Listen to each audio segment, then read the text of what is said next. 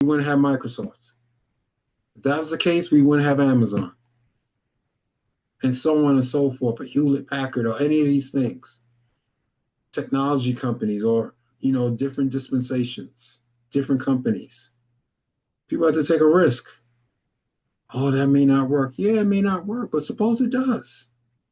Because if something works or if it doesn't work, you're right either way.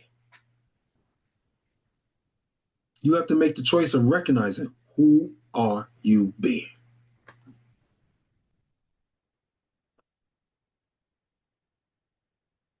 Use breakdown as a portal, not punishment. Every crisis carries within it. Clark, Yes. I had an opinion about your last statement that you had up there. May we go back? So you stated that I don't ask permission, I just go ahead and do it. I think it goes back to your, sometimes that gets us in a lot of trouble too. I'm Mm-hmm. not saying that you ask permission, but Mm-hmm. it goes back to active listening. There's a Mm-hmm. lot of times when we do things and we put it in a place, if there's been a conversation about those things Mm-hmm. and what needs to happen, is I think you should ask, not for maybe permission, but just let people know what you're up to. And then you can go ahead and do that. But sometimes when it involves other people, it's imperative that we look at that and we look at from a standpoint of what that looks like. And sometimes I don't think that we actually are in an active listening space. And sometimes we can get into it because I can say something to you, but because you weren't actively listening to Mm-hmm. what I need in that space and you went ahead and did it because you think it should be done, active listening is actually understanding what the person is saying. And before you do something, just ask, do you need this? Before throwing it in the trash. So I wanted to say that. I wanted to say that because that happens. And I think this is comeback conversations. How do we come back from somebody that keeps saying sorry to doing the same thing? Because this is what comeback conversations is about. Then you absolve yourself from just continuing, oh, I'm gonna say sorry. No, sometimes sorry isn't, no, no. Not if you had a conversation about something. How do you come back from something that you keep saying sorry about? So who are you being that you're not respecting the conversation that you have with someone? So those are comeback conversations that I think we should have about there. Who are you being? And who are, not saying you, but who are you being in the space of understanding what that looks like? We could teach this all day and all night, but it's application. Mm-hmm. That's what I'm I saying. know. I know. She on that soapbox hard, boy. She got up on that soapbox real quick. No, but no. She's totally right. She's totally right. And there's different. Yes, I have to say that because Nicole is co-signing in the chat about yes, it's better to ask forgiveness and permission. So I wanted to say when you have conversations, you gotta look and see what that looks like. So read these conversations when people go with and what are they thinking? It's because if you had conversation, you gotta own that. Mhm. You keep saying sorry, and it's like, okay, I I know she's gonna have her hand ready. Go ahead. Go ahead, Ms. Johnson. The floor is yours. It was not exactly what Dr. Cheryl Clarke was speaking about. I was Mm-hmm. speaking to her point where if someone is continually in the space of, oh, I'll just ask forgiveness later. I think Dr. Cheryl taught on this last week. You destabilize the space. It's no longer a safe space. It's no longer a space of sharing or learning. So in a way, you severed the relationship. Mm-hmm. So going back to who are you being? You're being an individual. You've lost the idea of collective growth, collective work, collective collaboration. Mm-hmm. So, who are you being is a very valid question. And we need to put that into our approach as we move into the situation. And I'm complete. Excellent. Now that sounds like a student that has You know, that's listening. Of course, because I just don't want people to think that they could just say sorry, but oh, I'm gonna do it my way and just say sorry and keep moving. It's deeper than that. And I think that that's good. So this is good. this Thank you, is Dr. excellent. Clark, for the Oh space. no, no, no. This is good. This is good. This is what it's about. This is not about a monologue and it's just one way is the right way. That's how you actually get. That's how you release yourself from fixed ideas. When we talk about one of the points under identity under construction, that was helpful in helping to reshape because our identities Regardless if I'm in my 50s, my identity is still under construction. Regardless if I'm in my 60s or regardless if I'm in my 30s, regardless if I'm in my 70s, your identity is always under construction. And when you're willing to be in a space to have some flexibility or fluidity, as I have in that particular part, you don't become so resolute with the fixed. And if you're not resolute with the fixed, not saying that you shouldn't have a firm foundation. I'm not just saying you being willy-nilly and doing whatever you want and this, that, and the third. But there are times where you have to make a decision. And you should never put yourself in a space where if making a decision and you got to come back and say, I apologize, I didn't consult you in this, that, and the third, and that doesn't become just a running theme.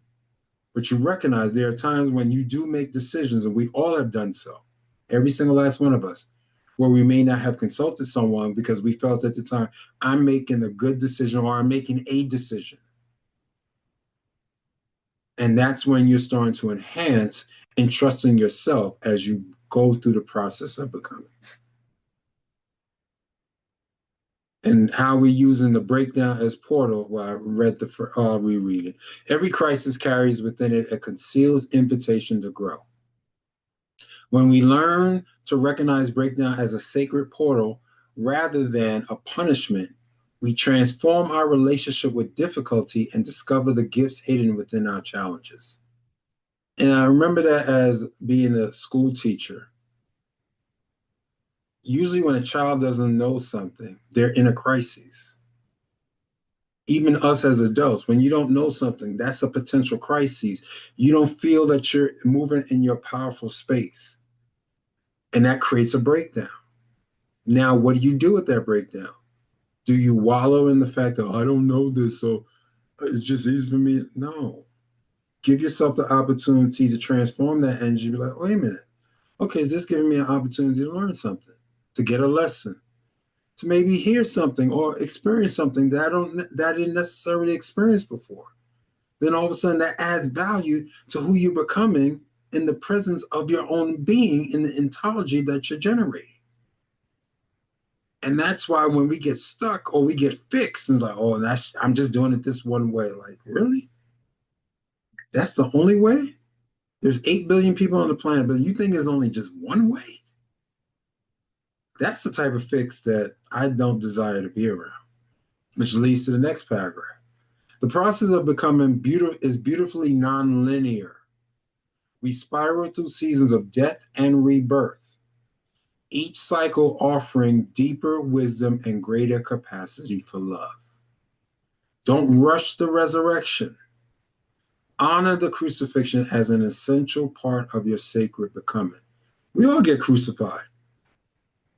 It may not be in the same dispensation as the Christ, but we all can probably remember times where you were lied on, talked about, stolen from.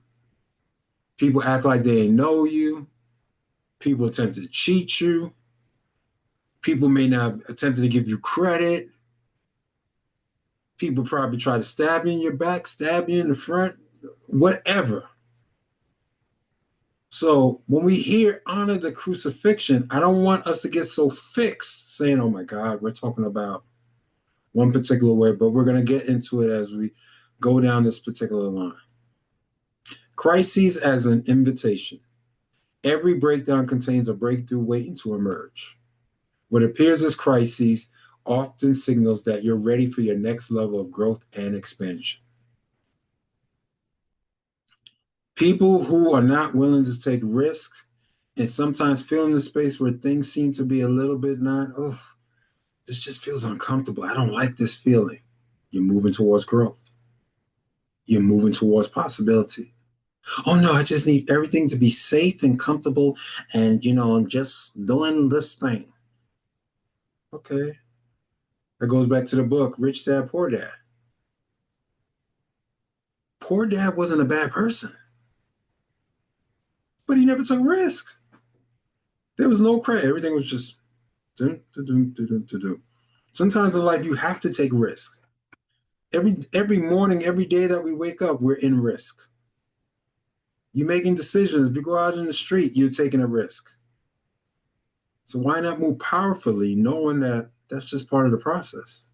And when you recognize that, then even the things that we may have looked at as being fearful, we're recognizing that it could be fulfillment. So, number two, nonlinear becoming. Growth moves in spirals, not straight lines. Trust the process even when it feels like you're moving backwards. You're gathering wisdom for the next ascent. And this is where I'm going to give Dr. Cheryl Clarke some major credit.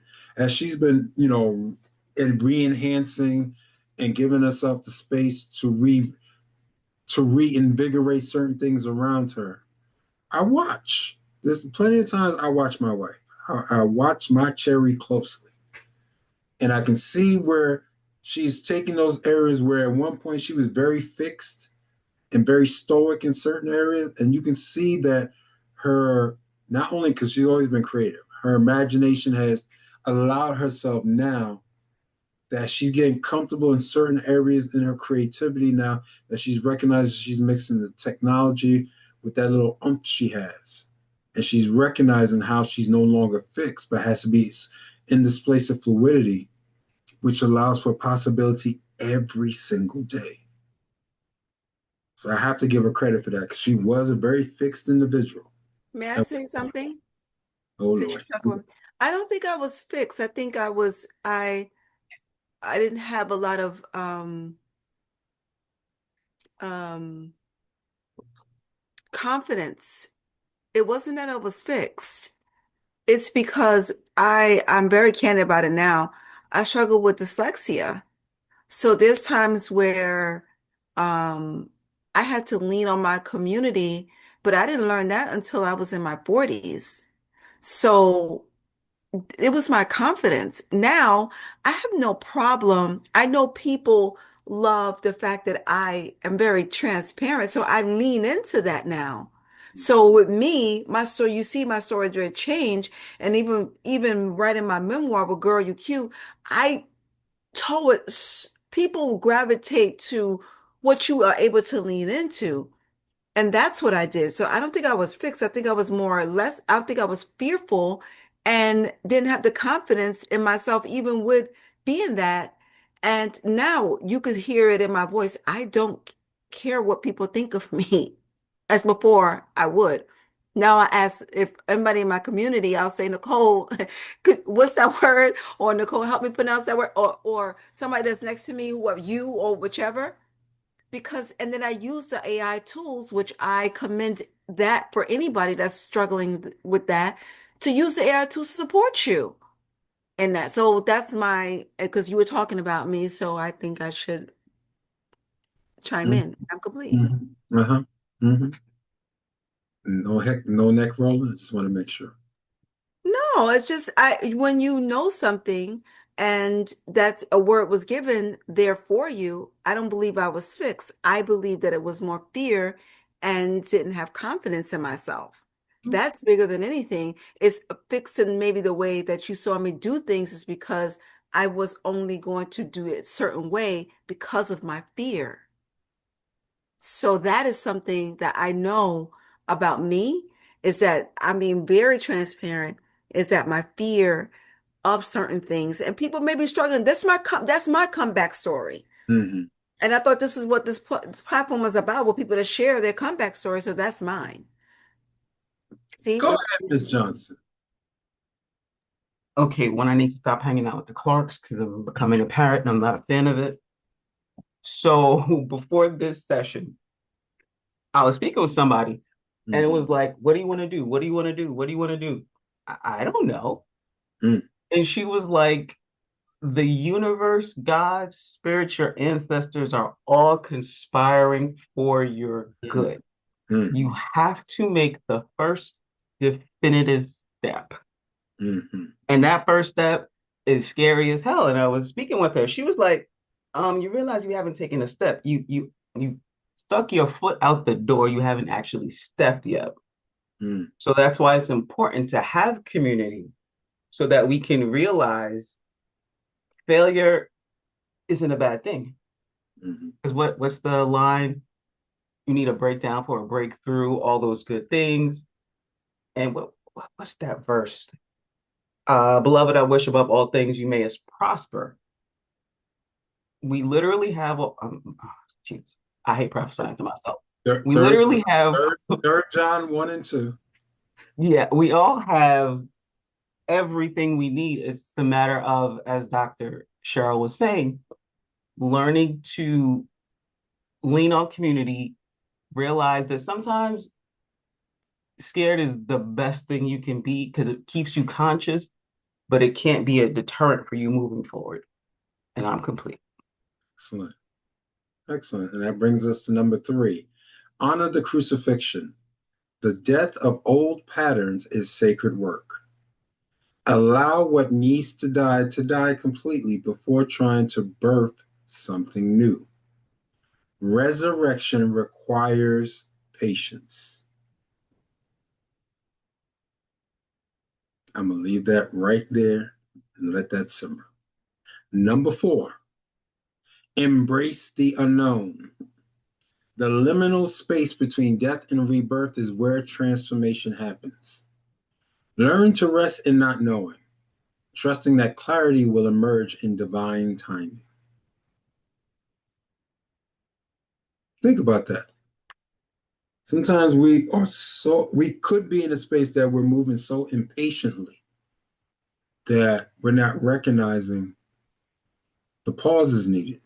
When you say stop, but the pause. There's a pause that's happening that's allowing to work or allow you to work what it is you thought you needed to do and now what you are doing or what you are being.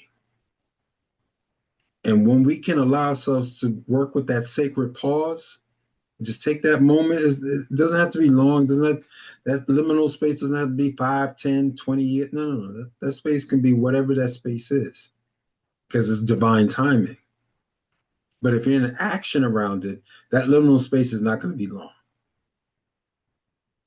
because you're positioning yourself to say, wait a minute, okay, you have to be in some level of movement around this thing. Okay, let's go. So when we start to recognize the divine timing is always working for our good in all our respective paths, then embracing the unknown does not become a scary thing no longer. In the space between breakdown and breakthrough, we discover our capacity to birth ourselves anew. This is the sacred work of becoming. And a journal invitation is something that you can write down in your own space. Where am I resisting the invitation to change? Explore with gentle curiosity what transformation might be trying to move through your current challenges. Just something for you to think about, something for you to really ponder upon, something for you to come back to yourself around and to recognize, am I resistant to change? Am I always do I like change? Do I like everything to be the same? You know, back in the day, we had those big cathode ray tube televisions that, was part television and may have had your stereo in there and all kind of stuff. Things are humongous and heavy. Nowadays, people got 80 and 90-inch screen TVs in their house that can probably weigh less than 100 pounds. And the clarity is much different. So it just makes you wonder, when you embrace change, then you're not stuck like the dinosaurs. Weave communities and not contacts. Netweaving transcends networking by creating living webs of care, connection, and mutual support. Rather than collecting contacts for future use, we nurture relationships that serve the flourishing of all beings in our network. Anytime you're in those spaces where you're collecting names, you're not just collecting names just to say, oh, my database is great. There has to be a reason of the connection. There has to be a reason why you're reaching back out to them. There has to be a reason why you're texting them. There's a reason why you're inviting them to be a part of your respective communities. The same way here. The reason why I desire for people to be about this respective community because This is a like-minded group of individuals that are positioned for growth. Male, female, wherever, look, we're open. And so that allows us to create the circle that allows for expansion to happen. Because the circle operates as a sacred net where each person both gives and receives support. This isn't about competition or advancement. It's about creating resilient communities where everyone can thrive. And if we go into the 5 spaces, we have net of care, create connections rooted in genuine concern for each other's well-being, not just for personal gain or advancement. Or our authenticity attracts. When we show up genuinely, we naturally draw people who resonate with our authentic self and values, which leads us into weaving the right relationships. Build connections through shared rituals, meaningful rhythms, and consistent presence rather than just transactional exchanges. Nurture your net. Tend to your relationships like a garden with attention, care, and the understanding that growth takes time. And when agendas can potentially repel, hidden agendas create energetic barriers. Lead with service and genuine interest in others flourishing. That's why you can tell a true leader who cares about people developing around themselves. If they're the only one developing, then they're not really a leader. If it's all about, okay, my agenda, okay, you're here to make sure that I'm good. Okay, that's great. What about the rest of us? And if there's a space where it seems like, well, only certain people, it's like a certain group of individuals are doing good. Everybody else, they're floundering. That's not good. That's when you have to start making the decisions like, okay, is this the right circle for me? Or if I'm in a circle where I'm getting information, I'm getting the opportunity to apply, and then if I don't use it, then that's on me. Can't blame the community for my shortcoming because I'm choosing not to utilize or take a risk to move in those skill sets. Then you're the one stuck. You're the one fixed. Don't point the finger outside of yourself or point it at others. It's you. You need to go find that nearest mirror and go speak to yourself and go speak to that person who keeps holding you back. And the guiding question from this particular slide, who am I nurturing in my net? Consider how you can better tend to the relationships that matter most. And when you start to recognize that you're creating atmospheres for ebb and flow, now doesn't become just stuck on what am I getting? What am I doing? Making sure I'm the only one benefiting out of it. If other people are benefiting, then whatever you're doing is going to work.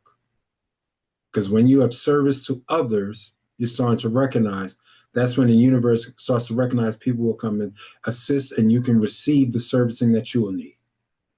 You got to give something. Have to give something.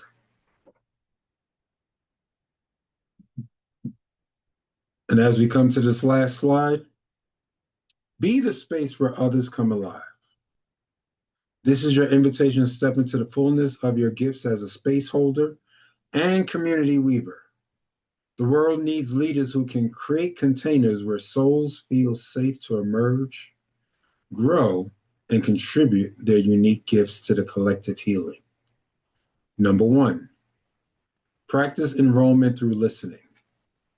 Engage someone important to you without any agenda to sell or convince. Simply listen deeply to understand their world, their dreams, and their challenges. Notice how this quality of presence affects both of you. And as I read number 2, I'm going to ask Dr. Cheryl Clarke to affirm point number 2. Map your 4 A's. Reflect on where in your life you need more acceptance, affection, appreciation, or agreement. These unmet needs often drive our unconscious behaviors. Dr. Cheryl Clarke? Well said, I agree.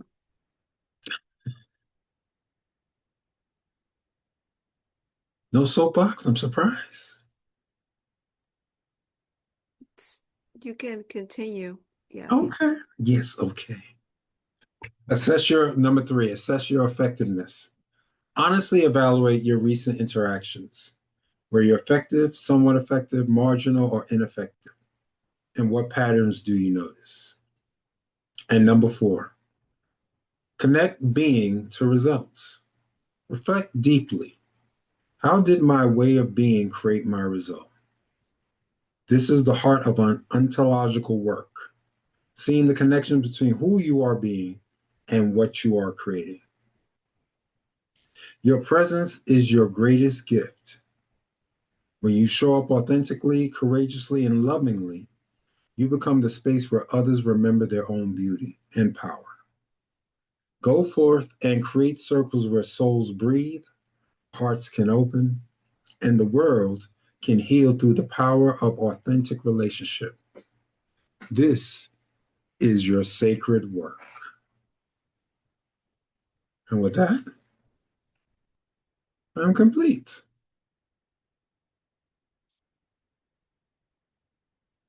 As I'm looking at Dr. Cheryl Clarke, her mute on.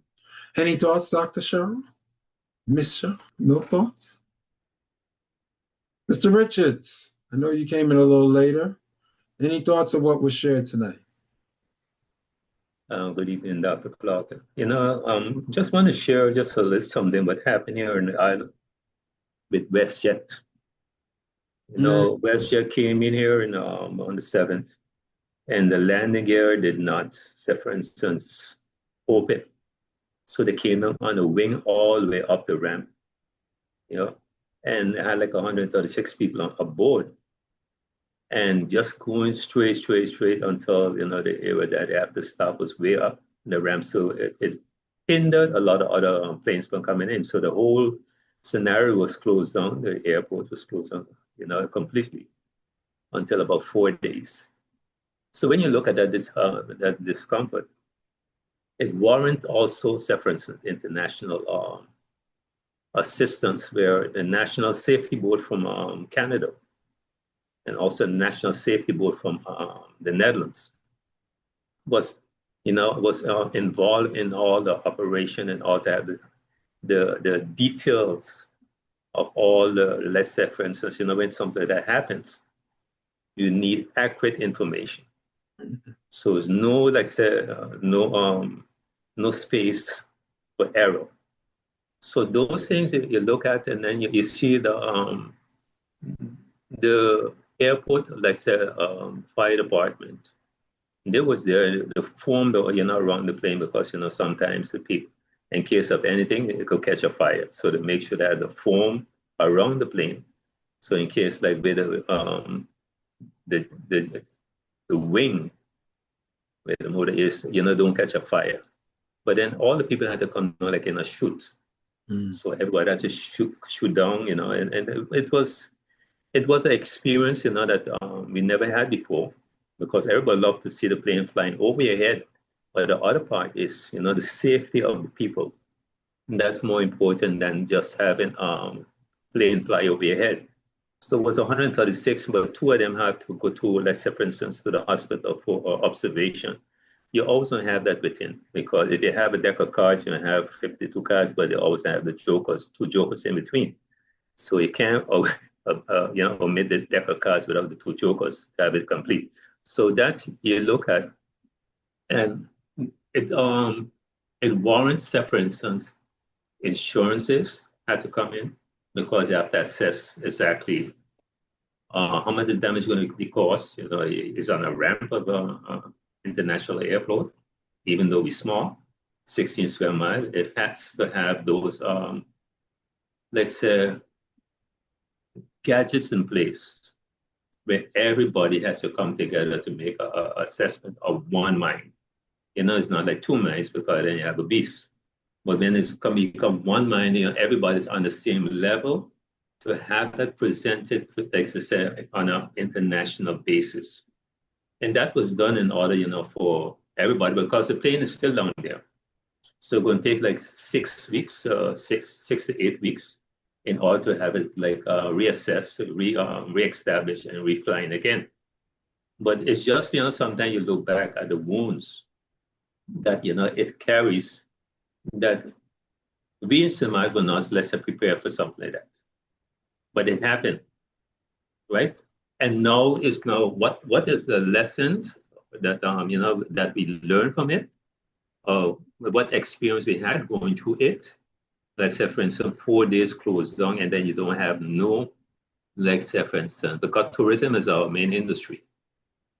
So if that is closed down, and then you don't have the big ships coming in, because we just had like 2 big ships today. We had the Stars of the Seas, they came in. And then the people were happy because it wasn't seeing no tourist ship coming in for over a month now. So, it's like everybody on the edge. But then with that, now we have a lot of crime also in between because people are edgy. But coming back to the WestJet, it's like Canada support their own. But the safety board from WestJet is in Canada. So they have to come down. And then Holland now is our mother country. So now they have to step into the scene also because that is international. When Canada comes, mother country also has to come in. And then our local, and then, the others, America definitely will help. But those two, let's say, safety boards come down with their rules and implement it. And even though we have like one of the best, let's say, for instance, aviation mechanics here in St. Martin, he travels and fixes all the planes. It's an experience also for him, but you still need a team in order to do it. So it's like coming with a team, coming with a solution, and finding possibilities. And that is the main thing. Now I'm complete. Excellent, excellent, excellent. So it's about making sure that we're in those relative spaces that we're understanding our way of being. And when that happened, and they showed that from an international standpoint, there are different ways that people have to work together. So even though that was a major breakdown, it still probably has created an opportunity for a major breakthrough. Whereas people still desire to see the planes land over that beach. But at the same time now, okay, what is it that we can enhance? What we don't have to necessarily stay fixed to what was before. And through that, we're actually seeing the potentiality of growth as we go forward. Great share, great share, great share. And I see Mr. Franklin is here from the great state of Florida. I know he's listening in the background. And thank you for joining us tonight, Mr. Franklin. Appreciate you as well. And once again, this is the opportunity where I get to invite you to become a part of this community, to come back Collective Circle and support this platform, as we, grow in these respective areas. It becomes the possibility of where we go into much more definitively. So once again, the ways you can support, you can do it via Cash App, $ Gregory Clarke D. Min, as I have my doctorate in ministry.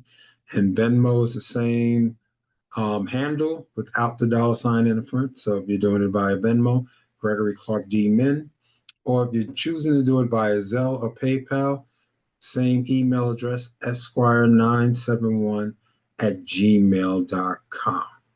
And once again, until we join you next time, next week, for the next edition of the Comeback Conversation with Dr. Clarke, I appreciate Dr. Cheryl Clarke. I appreciate everyone came tonight. Miss Cooper, Miss Johnson, Miss Moore. Thank you, Mr. Franklin and Mr. Richards. I thank all of you for being participators tonight.